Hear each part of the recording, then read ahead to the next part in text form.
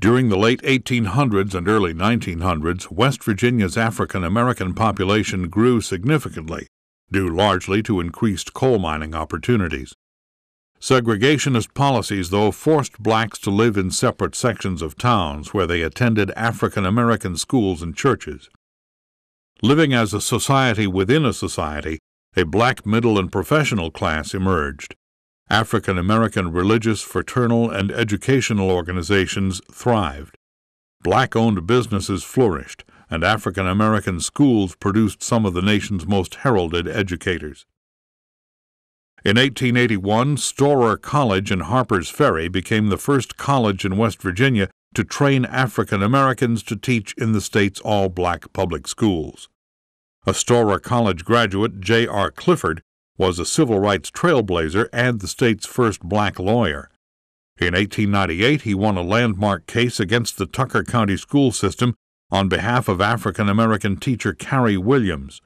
The West Virginia Supreme Court ruled that black teachers must receive the same pay as white teachers. As the state's black population grew, so too did its political influence.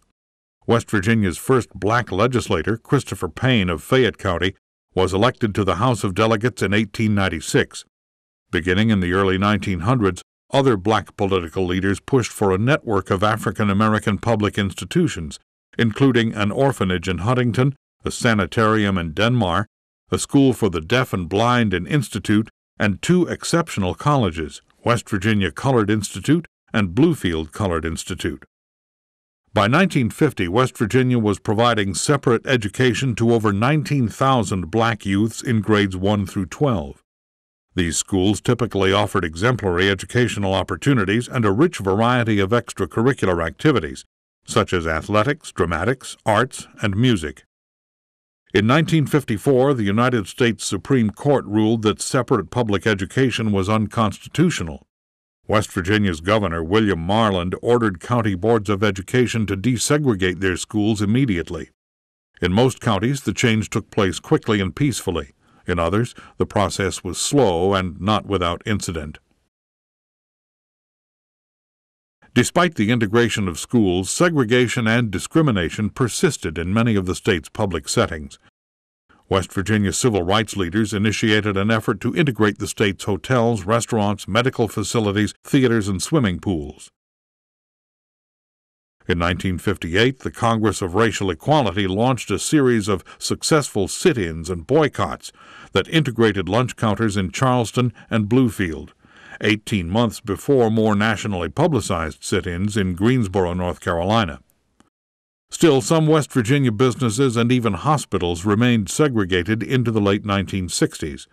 A few businesses actually closed rather than admit blacks.